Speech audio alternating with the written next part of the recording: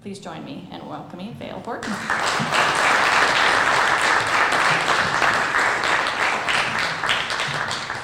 All right, so is everyone ready to have fun for the next 45 minutes to an hour? Okay, good. I got a couple questions for you guys.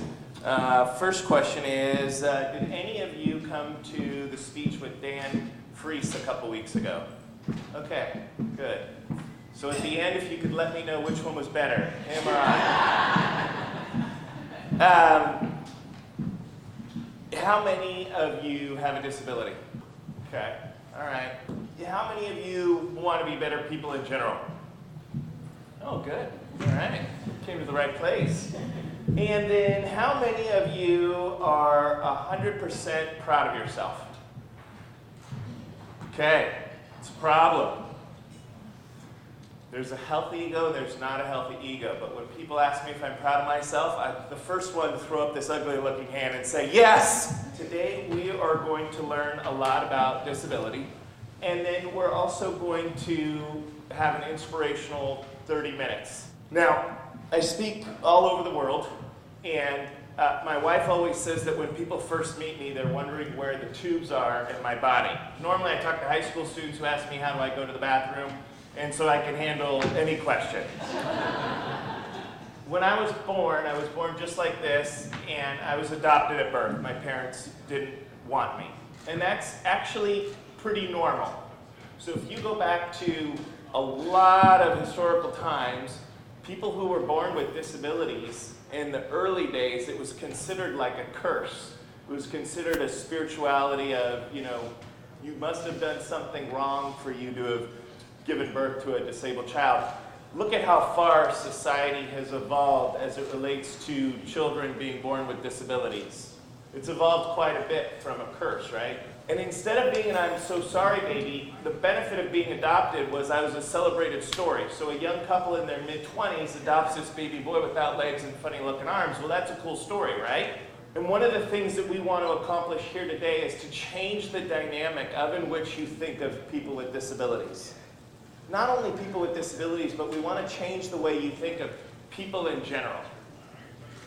Is any one of us in the room similar? Are we the same?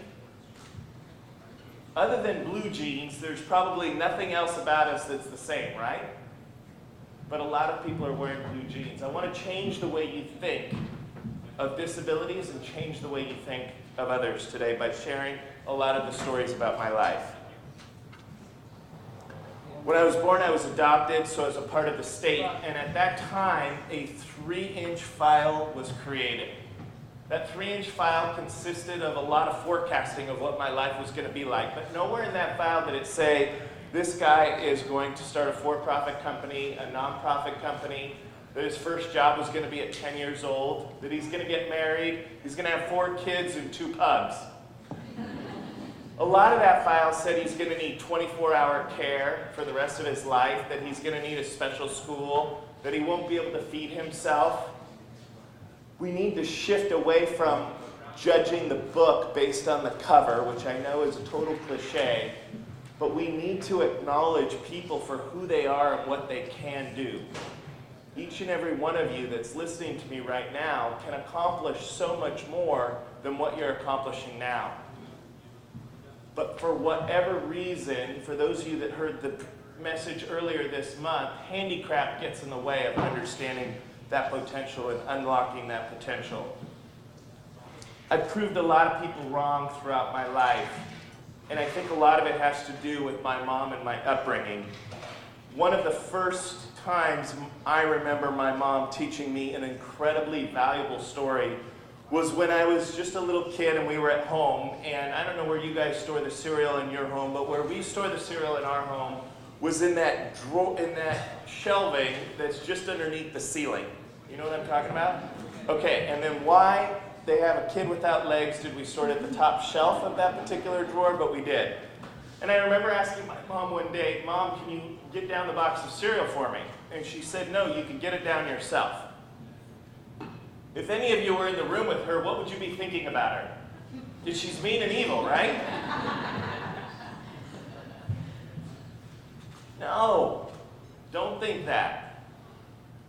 what she did was the greatest thing she could ever teach me was to take the harder path. The reward is going to be so much better. And so I looked at the situation being, my butt complete. I make a good mop on the floor, but how am I going to get up there? So I pull the drawers out from underneath the counter, and I use those as a ladder to get up onto the counter, and then I'm standing up on my little foot with the spatula in my hand, trying to get down the Honey Nut Cheerios. And I teeter-totter. Of course, she's standing behind me to make sure I don't fall, right? Safety first. Talking to the Port Portland, safety first. But boy, when I get down and I eat that bowl of cereal, did it taste good or did it taste really good? It tasted really good. When you work your butt off, when you take the harder path, do you feel more reward or less reward? And when you cheat and steal, do you feel rewarded or do you start to go inside, inside, inside? The harder path is always, always the better path. In every kind of situation. Personal, work, anything, whenever you choose the harder path, it always will reap significant rewards. My very first job was at 10 years old, selling newspapers, and I became the #1 paper boy where I lived. And I haven't stopped working since I was 10 years old. So when you see people with disabilities or when you see people that are different than you, again, be careful of judging that book by the cover. Because not everyone would look at me and go, okay, this guy's been working. They're looking at me going, okay, what I see is a guy on a skateboard. I don't know how he's going to do the job. You don't have to do that. You can look at that person and say, what is it you're trying to do, and let's work together to accomplish that.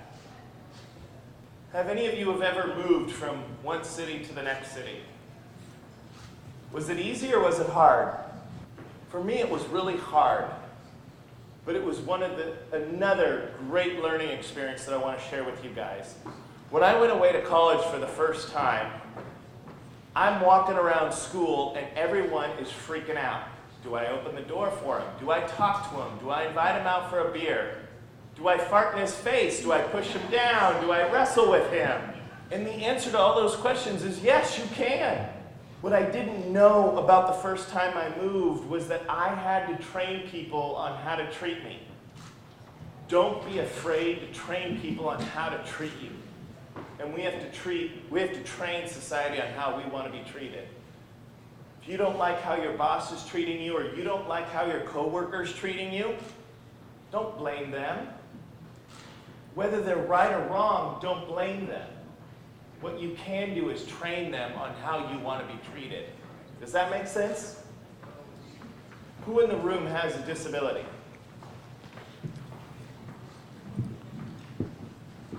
My disabilities aren't what you see. My disabilities have nothing to do with not having legs. This arm doesn't touch my face. This arm looks like this. I have other disabilities. I'm a type 1 diabetic, so I have to give myself insulin all day long every day. I'll tell you the worst disability I have. About a year ago, my bladder stopped working. And normally I actually bring a show and tell of how I go pee, but I forgot it today. Tori, it's your fault. No, I'm just kidding. My bladder stopped working. I've never acted disabled before in my life, except when it snows. When it snows, I occasionally get a little disabled. But for the most part, I've traveled the world, and there isn't anything that has really made me feel disabled. But when my bladder stopped, it did. Every time I go pee, I have to stick a tube about yay long into me in order to drain my bladder. It's like a car accident every single time. People ask, do I ever have a down day? Or do I ever have things that I can't overcome? And the answer is yes. That's the biggest one. I was depressed for a week. I was pathetic. I didn't want to get out of bed. Not because it happened to me. Granted, I had a conversation with God and I said, really, the pain and suffering can stop from here on out. But okay, my bladder stopped working. It wasn't that. The issue was that it slowed me down. I'm so active and so passionate about changing the world that I didn't want this to happen to me because I knew how much it would slow me down. The way I came out of that was I call it my favorite part of the day. And so when the kids say, "Where are you? Where's Dad? Oh, is he doing this favorite part of the day?" Yes, I am. My disabilities are that I push my kids way too hard. My disabilities are that I'm a butthead to my wife. My disabilities are that I'm a control freak. Guess what, everybody? I need your help. America is going in the wrong direction. There are too many handicap spots. There is too much benefit for being disabled. There is too many excuses and there's too many people being the victim. And I gotta tell you, that's a culture and it needs to change. My disabilities have nothing to do with what you see. My disabilities are that I have all these issues that catch me up in who I want to be and what I want to become and ticking off so-and-so and ticking off that person.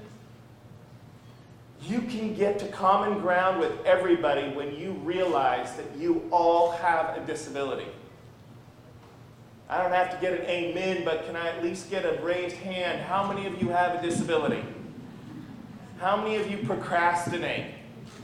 How many of you don't have to raise your hands, but procrastination, that's a disability. How many of you look at a cup and go, there's 3 people. I know this because of a great friend of mine. A great friend of mine who, boy, he was the hardest person on me as it relates to, he was a board member of one of the companies I started. And he was just awful, but he taught me so much. There's people who look at the cup as half full, and there's people who look at it as half empty, right? Well, Bob says he looks at a cup and he says, well, where the hell's the water? But that's a disability, right? Negative people. It's a disability. There's people who wake up and all they have is negativity. It's a disability. It's not any different than not having legs. We're all disabled. Everybody has a disability. If you could help me send a message to the world that goes viral, everybody has a disability. Last week I spoke to FedEx, and it was so fun because I got to share a really neat example that I want to share with you guys. The ADA doors. You know what I'm talking about? The doors where you press the little handicap button and the doors open. Who did that benefit more? People with disabilities or 3 companies in particular that I'm thinking of? There was a Harvard study done on the stupid handicap opener of doors as it relates to FedEx, UPS, and DHL. That automatic door opener saved them 13% to their bottom line. They were able to quantify through a 1,000 or 100-page document of some sort how that helped them. A lot of times when we look at people with disabilities and they have a need, that need is useful for everybody. To slow down and to ask that person who has a disability how you can understand what they need in order to be successful, that kind of training is relevant not just for them, but it's relevant for everybody. I started a for-profit company called Keen Healthcare, and they manufacture and distribute healthcare products, everything from hospital beds, mattresses, liquid food, oxygen, walkers, wheelchairs, all sorts of those products. We started off with just one product. It was a product that I needed to innovate because I used it all of my life. And I had a personal experience. And the reason why I tell you this story is it's so important to understand other people's personal experiences. It's okay to experience what they experience.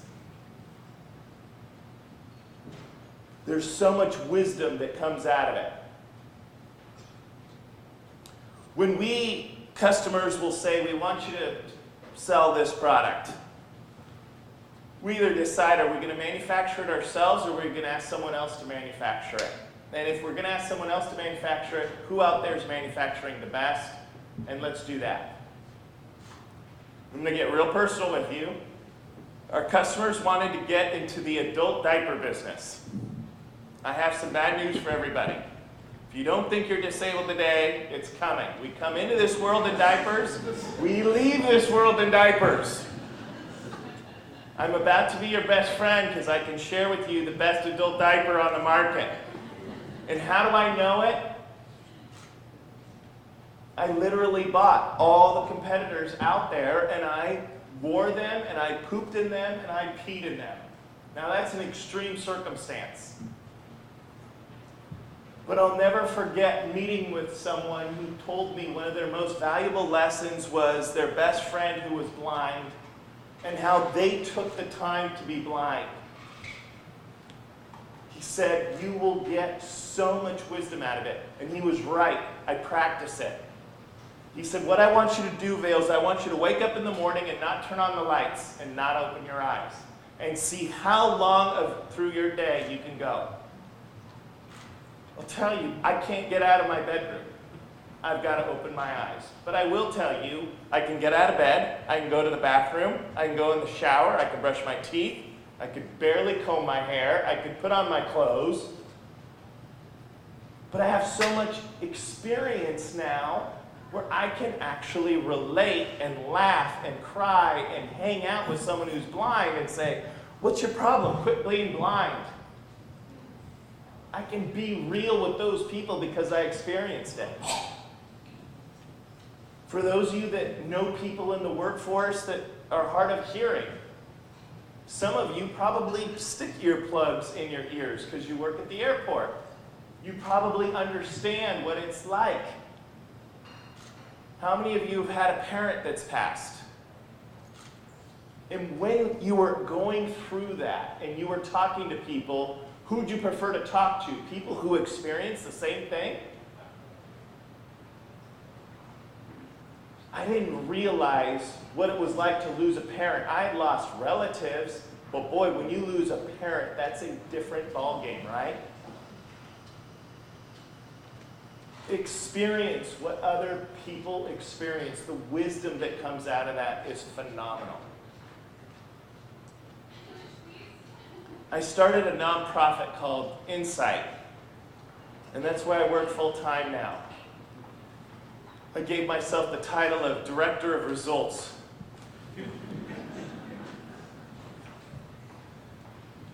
Insight is dedicated to a significant culture change. I'm going to get really real with you.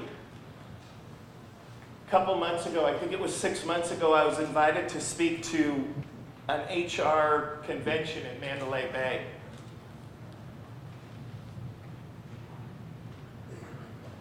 And it was all the HR managers of Fortune 500 companies, large corporations.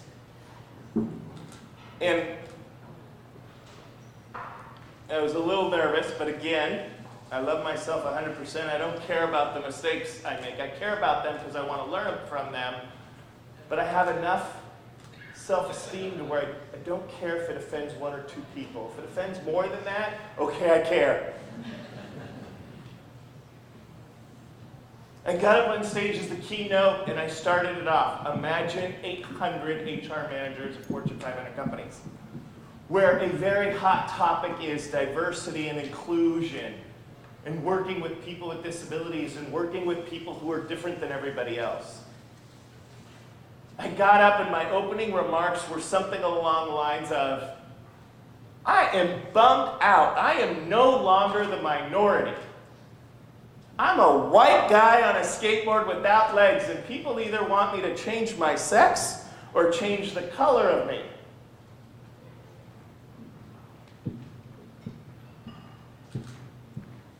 Black lives matter? Of course they do. Every life matters. Every life matters.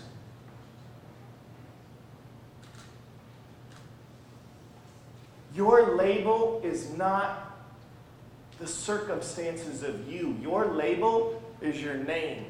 What is your name? That's your label. And who do you want to be in life, and how do you want to be known by others? But we're in a culture now where we've strived to be so much different than everybody, even though we already were, that we're looking for those differences and we're using it kind of as a little bit of creating anger. And anger doesn't get you anywhere.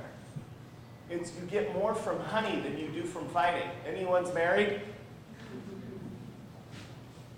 Do you get more out of your spouse with honey, or do you get more out of your spouse fighting? Honey. Your label's your name. That's what Insight's all about. We changed our mission. Instead of it being unlocking the potential of people with disabilities, because we gave this speech so much and said so often that everybody has a disability, we really changed the mission to unlocking the potential of people. And we work with high school students, and we start there. Because our goal is to decrease the number of people in jails, to decrease the opioid deaths, to decrease the people who are dependent on welfare. Do you know that in America today, 8% of our welfare system are third-generation individuals, meaning that their grandparents were on welfare, and then their parents were on welfare, and now they are on welfare. Welfare is not a bad thing. We need welfare. But it's gone too far. That's what Insight's all about. Before we get to questions, I want to just reiterate, I hope I beat it all into you that we all have a disability. Amen? Can I get a raise of hands? Who here has a disability? Good. Acknowledge it. Fall in love with your disabilities. It is fun, and I know I'm a kooky, cheesy, wacko person, but I do. I love my mistakes. I love my weaknesses. I love my disabilities. Because boy, when you can figure out how to overcome them, the world is yours. If you want to move up, if you want a different purse, if you want something different for your children, it's all possible by understanding what your limitations are and having an honest conversation of where those limitations came from. Did they come from your own mind? Did they come from your upbringing? Where did those limitations come from? I'm not going to put you on the spot with this next question, but wouldn't it be neat if everywhere people loved themselves 100%? That candy crap that gets in your mind that says, oh, I don't know if I can love myself 100%. That's handy crap. Flush it down the toilet. The reason why it's called handy crap is because it really is crap, and it comes out all day long, every day in your lives. And you really do want to flush it away. And that was the message that was brought to you a couple weeks earlier. Be on the lookout for opportunities. All day long, every day, there are opportunities all around you. But what's too easy is to ask my mom to get that bowl of cereal. What's too easy is to make your kids do the dishes and the laundry, right? It's really easy to take the easier path. It takes a lot of hard work to take that harder path. There are opportunities all around you. You got to be on the lookout for them. And each and every one of you has so much talent.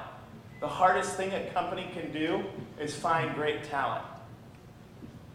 Whether you're Carl's Jr. or Costco or Port of Portland or FedEx or whatever it is, the hardest thing any business can do is find great people. You all have more potential. And some people love to do a great job at their job for a lifetime. But I bet there's half of you who want to elevate your job. And that's good. That's called the circle of life. People are against working in Carl's Jr. and McDonald's these days, and I'm like, heck no. What was my first job? Selling newspapers. We all need a first job. All of us. You probably learned more from your first job. Well, some of you may, but you learned a lot from your first job. We're all disabled. Take the harder path. It's always the most rewarding. Train people on how to treat you. Don't blame them. Again, that's the harder path. When you have a choice to just blame them or train them, what do people naturally do? They blame people. Train people on how you want to be treated. Experience it for yourself. Even if it's just 1% of an experience, try to experience what they're experiencing. The wisdom is totally fulfilling. And life is simple. Simple and stupid. The older I get, the more often I say that. People have a tendency to mess things up. And it's so much better to just go back to the simple stupid. I'd now like to open it up to questions.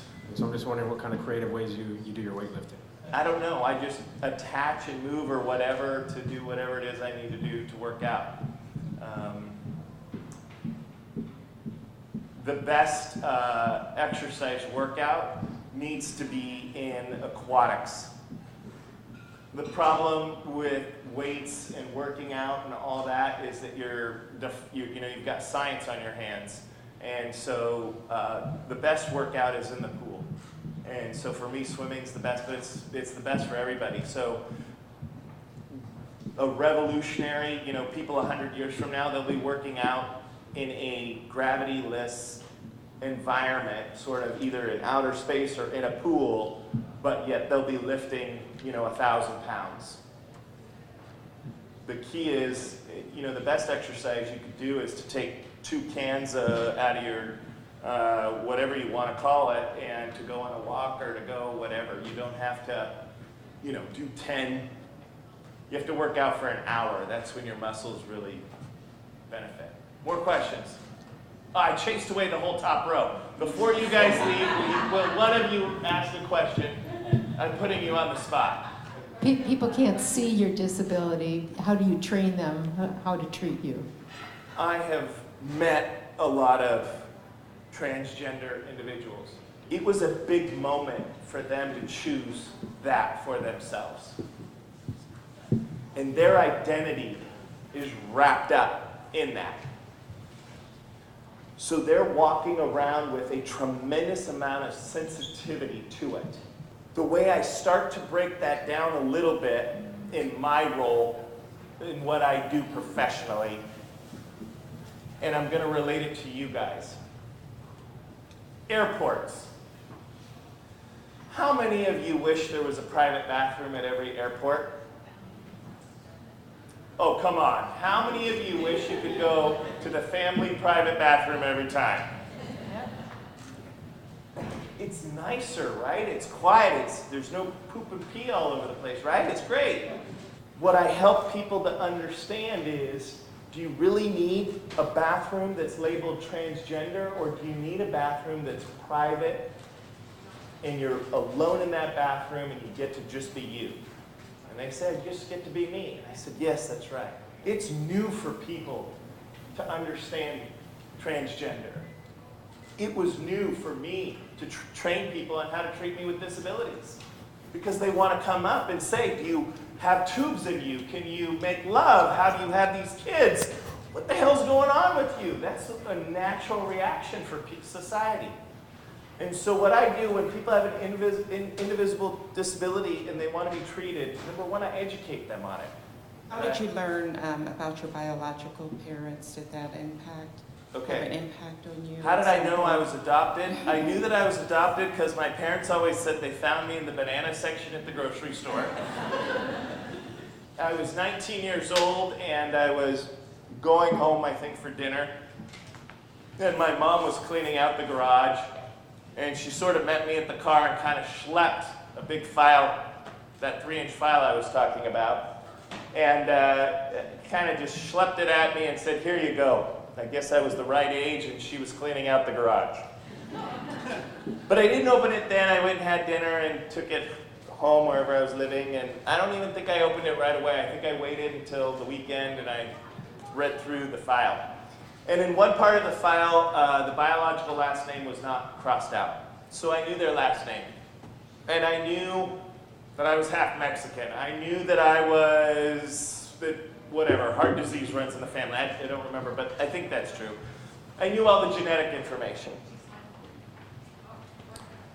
When I was 19 or 20 years old, I was going to a fast food restaurant for lunch. And I wore prosthetic legs and walked on crutches. And I walked into this Carl's Jr., and there was a man there, and he looked me dead on me in the eyes. And normally people look at my body, right? They go up and down. But he looked me straight in the eyes. And so I go and order my food, and I say to my buddy, when I sit down, I said, hey, what's the deal with the guy behind me to the left? And he says, I don't know, but he's staring at you. And then out of my mouth comes, well, maybe that's my biological dad. So I'm 19 years old, it becomes a game. What are you going to do? I said, well, I'm going to get up and go talk to him. So I get up on my crutches and I go up to him and I say, excuse me, sir, is your last name so-and-so? And he stands up and he says, yes, it is. That day, he had flown from Mexico City to San Diego, drove from San Diego to Palm Springs, and was only in Palm Springs for 30 minutes to pick up a car to drive up to Portland, Oregon for his mother's 75th birthday. So the 30 minutes that he was in the city that I happened to be living in, we met. Any of you interact with people with disabilities here at work, and you have an experience that you're willing to share that may have a question with it? It's pretty cool that Port Portland made the investment to have me speak. And it's pretty cool when every company does that. I have a weird topic that I'm now speaking on more and more and more. But robots are coming, right? Alexa is the first step to robots. I'm telling people, you better get with the program. Whether you work at McDonald's or whether you work on roads or toilets or whatever, be the best at what you can be. I think people are calling to be included into this society rather than the other way around. That I'm trying to figure out whether your statement or this talk is all about. So the question to me is, how do you ask to be included in a society that has not included you, right? And certainly people do choose that you not be included, and they can even kill you for it. You're not gonna like my answer, it's simple, stupid, because I've trained society to treat me that way. I'm here. My name's Vail. I got some issues, but you're gonna love me. We live in a society, kids, these days I have 4 of them. They're all connected to a device.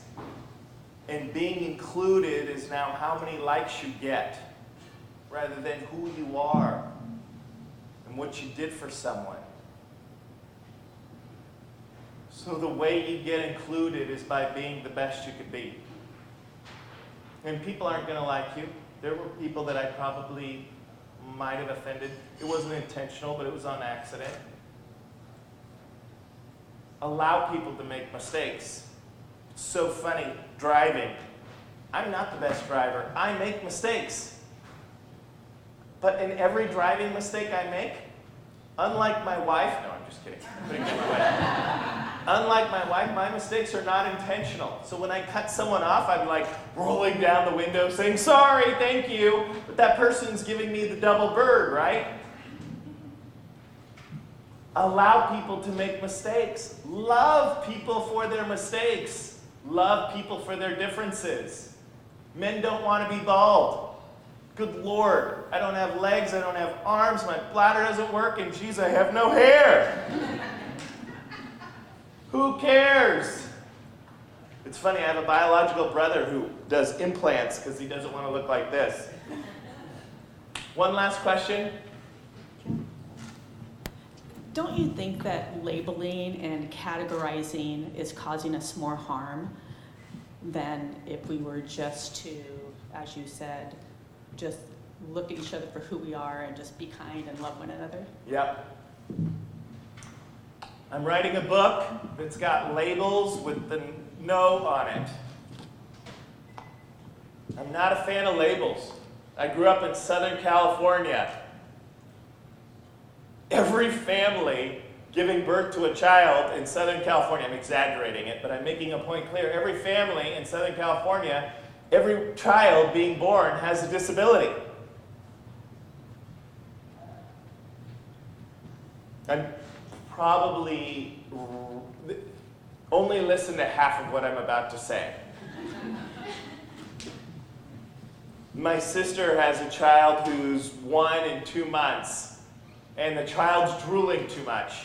And so she went up to New York to see a specialist that he's drooling too much. Now I'm probably extreme, but I'm thinking, oh my gosh, are you kidding me? One of my children, I'm not naming names because he'd get very upset with me, but one of my children peed the bed until he was 7 or 8. Everyone's different. So what? You have a kid that drools.